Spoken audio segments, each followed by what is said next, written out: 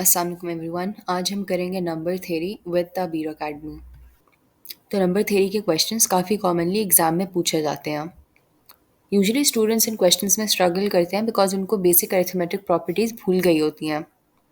तो फर्स्ट हम कुछ बेसिक प्रॉपर्टीज़ को रिव्यू करेंगे। तो फर्स्ट प्रॉपर्टी कहती है कि the remainder is R when P is divided by K, which means कोई जिस फॉर्म की इक्वेशन है p इज इक्वल्स टू के क्यू प्लस आर, इसमें जो इंटीजर q है उसको हम कोशेंट कहते हैं। हमारे पास ये एग्जाम्पल है कि जब हम 7 को 3 से डिवाइड करेंगे तो जो रिमाइंडर होगा वो होगा 1, और इसको हम इस फॉर्म में भी लिख सकते हैं 7 is equals to 3 multiplied by 2 which is 6 plus 1 which is 7। हमारी सेकेंड प्रॉपर्टी है कि when the integer n is divided by 2 the quotient is u and the remainder is 1। इस प्रॉपर्टी को अगर हम इक्वेशन की फॉर्म में लिखें तो हमारे पास आएगा n is equals to 2u plus 1। अगर हम नेक्स्ट प्रॉपर्टी देखें कि when the integer n is divided by 5 the quotient is v and the remainder is 3। अगर हम इसको ट्रांसलेट करें एक इक्वेशन में तो हमारे पास इक्वेशन आ जाएगी n is equals to 5v plus 3। Now because ये दोनों एक्सप्रेशन इक्वल टू n है, हम इनको इक्वल टू ईच अदर भी कर सकते हैं, और फिर हमारे पास ये इक्वेशन आ जाएगी 2u plus 1 is equals to 5v plus 3। Now अगर हम इसको इक्वेशन को रीअरेंज करें और u और v को एक साइड पे ले जाएं तो हमारे पास फाइनल इक्वेशन आएगी 2u minus 5 is equals to 2। अब अगर हम क्वेश्चन स्टेटमेंट देखें तो क्वेश्चन हमसे पूछ रहा है which one of the following must be true. तो अगर हम आंसर ऑप्शन से कंपेयर करें तो हमारा correct option is B which is 2u minus 5v is equals to 2। अब हमारे पास अगली प्रॉपर्टी है कि कोई भी नंबर n इवन होगा अगर उसका रिमाइंडर 0 हो जब हम n को 2 से डिवाइड करें। तो इसकी इक्वेशन हमारे पास आ जाएगी n is equals to 2z plus 0, या हम इसको n is equals to 2z भी लिख सकते हैं। अब हमारे पास नेक्स्ट प्रॉपर्टी है कि कोई भी नंबर n ऑड होगा अगर उसका रिमाइंडर होगा 1 जब हम उसको डिवाइड करते हैं 2 से, और इसकी इक्वेशन हमारे पास आ जाएगी n is equals to 2z plus 1।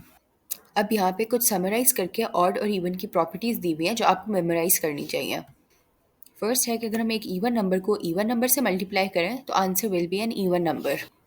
फिर अगर हम एक ऑड नंबर को ऑड नंबर से मल्टीप्लाई करें तो हमारा आंसर ऑड होगा। अगर हम एक इवन नंबर को ऑड नंबर से मल्टीप्लाई करें तो हमारा आंसर होगा इवन नंबर। फिर अगर हम एक इवन नंबर को इवन नंबर में ऐड करें तो आंसर भी इवन होगा। अगर हम एक ऑड नंबर को ऑड नंबर में ऐड करें तो हमारा आंसर इवन होगा। फिर लास्टली अगर हम एक इवन नंबर को ऑड नंबर में ऐड करें तो हमारा आंसर होगा एक ऑड नंबर। अब हमारे पास एक एग्जाम्पल है, suppose p is an even number and q is odd, then which of the following can not be an integer. और हमें 4 आंसर ऑप्शंस गिवन है।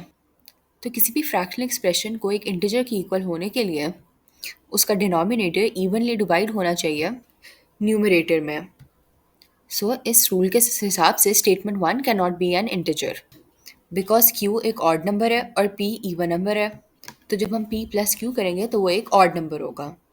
Now because p plus q एक odd number होगा तो हम evenly divide नहीं कर सकते उसको बाय p, क्योंकि p एक इवन नंबर है, इसलिए p plus Q divided by p एक इंटीजर नहीं हो सकता।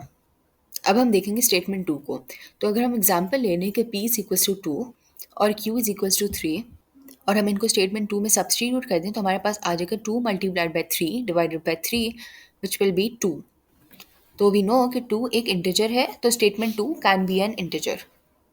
फिर हम देखेंगे स्टेटमेंट 3 को। तो P square is equals to P multiplied by P, और ये एक इवन नंबर है बिकॉज ये 2 इवन नंबर्स का प्रोडक्ट है। ऑल्सो क्योंकि क्यू ऑड है तो उसको हम इवनली डिवाइड नहीं कर सकते इंटीजर पी स्क्वायर से जो एक इवन नंबर है। तो अगर हम आंसर ऑप्शंस देखें तो हमारा करेक्ट ऑप्शन बनता है पार्ट डी, जिसमें statement 1 and 3 only are correct. तो कंसेक्यूटिव इवन या ऑड इंटीजर्स को हम इस फॉर्म में लिखते हैं x, x plus 2, x plus 4 and so on. जो इंटीजर 0 है वो नीदर पॉजिटिव है नॉर नेगेटिव, बल्कि वो एक इवन नंबर है।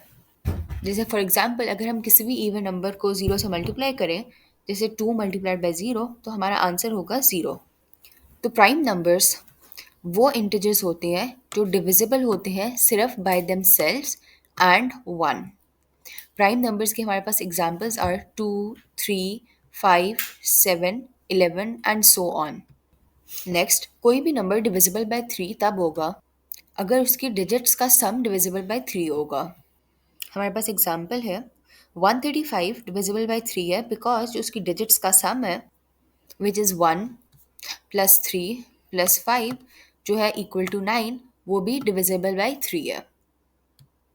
नेक्स्ट, कॉमन मल्टीपल हम उन मल्टीपल्स को कहते हैं जो मल्टीपल होते हैं ऑफ 2 और मोर इंटीजर्स।